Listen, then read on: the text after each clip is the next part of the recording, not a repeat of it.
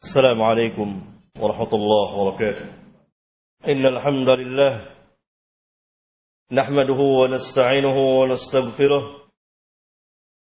ونعوذ بالله من شرور أنفسنا ومن سيئات أعمالنا. من يهده الله فلا مضل له ومن يضلل فلا هادي له. وأشهد أن لا إله إلا الله وحده لا شريك له وأشهد أن محمدا عبده ورسوله. أما بعد،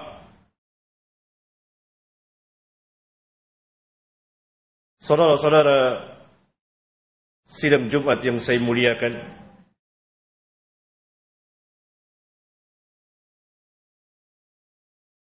Allah Subhanahu wa ta'ala berfirman kepada nabinya yang mulia, yaitu di dalam surat Al-Muzammil. Bismillahirrahmanirrahim. Ya ayyuhal muzammil qumil layla illa qalila نصفه أو انقص منه قليلا أو زد عليه ورتل القرآن ترتيلا إنا سنلقي عليك قولا ثقيلا. Yang ingin saya jelaskan adalah firman Allah Tabaraka wa Ta'ala kepada Nabi dan Rasulnya yang mulia Muhammad sallallahu alaihi wasallam sebagai penutup sekalian para nabi dan rasul, bahwa kenabian dan kerasulan bukanlah masalah yang ringan, tetapi satu masalah yang berat yang tidak sembarang orang dapat menerimanya, karena ini merupakan ketentuan dari Rabbul Alamin siapa yang berhak menjadi nabi dan rasul. Allah katakan, inna sanulki alaika qaulan tsaqila, sesungguhnya kami akan memberikan kepadamu, menurunkan kepadamu qaulan tsaqila, perkataan yang sangat berat. Wahyu dari Rabbul Alamin itu tidak sembarang orang dapat menerimanya, kecuali yang Allah telah persiapkan menjadi seorang nabi dan rasul.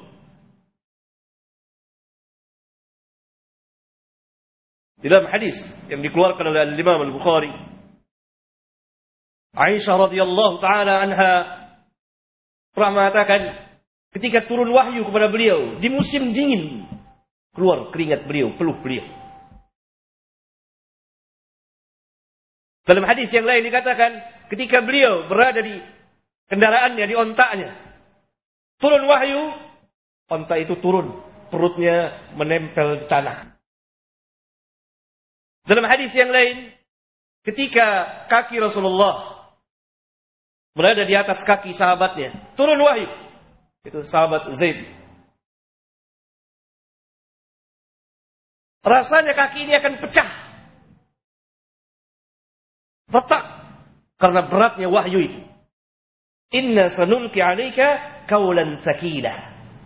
Karena kenabian dan kerasulan Allah Subhanahu wa ta'ala yang tentukan.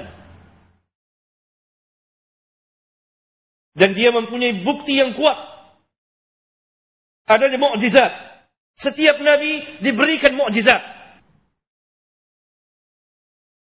Dan mukjizat yang terbesar yang Allah Subhanahu wa ta'ala berikan kepada nabi kita yang mulia sallallahu alaihi wasallam, Al-Quran.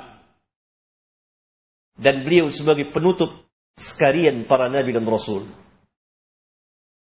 Allah Subhanahu wa ta'ala telah menegaskan kepada kita, ma kana Muhammadun aba ahadin min rijalikum walakin Rasulullah wa khataman nabiyyin wa kana Allahu bikulli syai'in alima. Muhammad bukanlah bapa dari salah seorang laki-laki di antara kamu. Akan tetapi dia adalah seorang rasul, Rasulullah, utusan Allah, wa khataman nabiyyin, dan penutup sekalian para nabi. Kalau kenabian telah ditutup, apalagi kerasulan. Karena derajat kerasulan lebih tinggi dari derajat kenabian. Ini ayat yang sharih, yang tegas, yang merupakan akidah yang sangat besar bagi setiap muslim. Pembeda antara iman dan kufur, meyakini bahwa Rasulullah sallallahu alaihi wasallam khataman nabiyyin. Tidak ada nabi lagi setelah beliau. Siapa saja yang mengaku atau diakui dirinya sebagai seorang nabi, apalagi rasul, maka dia keluar dari Islam dan bukan dari kalangan kaum muslimin. Tidak masuk dalam keluarga kaum muslimin. Kufur. Dan wajib bagi pemerintahan Islam, bagi negeri-negeri Islam, bagi penguasa Islam untuk memerangi orang-orang yang mengaku dirinya sebagai nabi dan rasul dan diakui sebagai nabi dan rasul. Diperintah untuk bertobat sebagaimana Abu Bakar As-Siddiq, As-Siddiqul Akbar, telah memerangi Musailamah Al-Kadzdzab ketika Musailamah Al-Kadzdzab mengaku dirinya sebagai rasul. Ini akidah yang sangat besar, termasuk bagian dari keimanan kita kepada Rasulullah sallallahu alaihi wasallam. Selain kita imani beliau sebagai seorang nabi dan rasul, kita mengimani beliau bahwa beliau adalah khataman nabiyyin, penutup sekalian para nabi dan rasul. Tidak ada nabi lagi setelah beliau.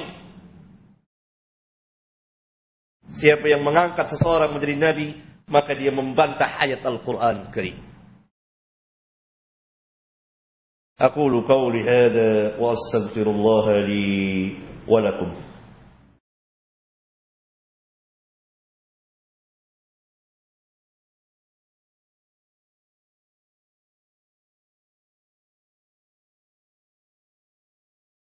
الحمد لله حمدا كثيرا طيبا مباركا فيه كما يحب ربنا ويرضى.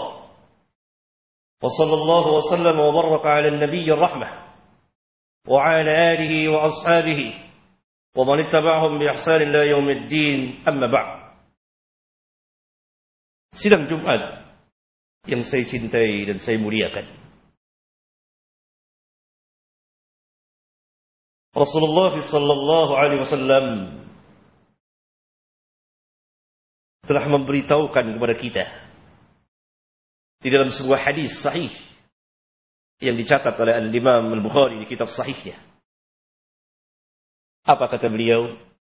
La taqumu as-sa'ah hatta yub'atha dajjaluna kadzdzabuna qaribun min 30 kulluhum yaz'umu annahu Rasulullah.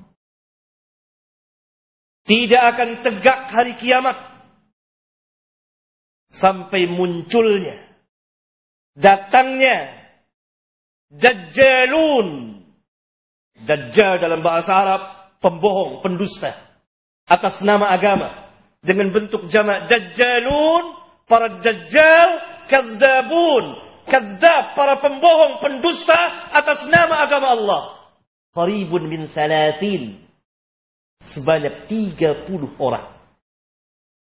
Kulluhum, semuanya mereka, yaz'umu annahu Rasulullah, semuanya mereka mengaku sebagai utusan Allah. Patut kita ucapkan shadaqa Rasulullah sallallahu alaihi wasallam. Benarlah apa yang dikatakan Rasulullah sallallahu alaihi wasallam. Muncul satu demi satu. Pada zaman beliau muncul satu orang, Musailamah Al-Kadzdzab. Kemudian setelah beliau wafat diperangi oleh Abu Bakar As-Siddiq, As-Siddiqul Akbar. Oleh karena itu wajib bagi setiap penguasa muslim di negeri-negeri mereka memerangi, memberantas, mengkikis habis siapa saja yang mengaku dirinya sebagai nabi dan rasul dan para pengikutnya, kecuali mereka mau bertobat. Ini sikap yang diambil oleh Al-Khulafa Ar-Rasyidin Al-Mahdiyyin, Abu Bakar dan pengikut-pengikutnya, yang kita diperintah untuk berpegang dengan Al-Khulafa Ar-Rasyidin. Kemudian datang satu demi satu dan muncul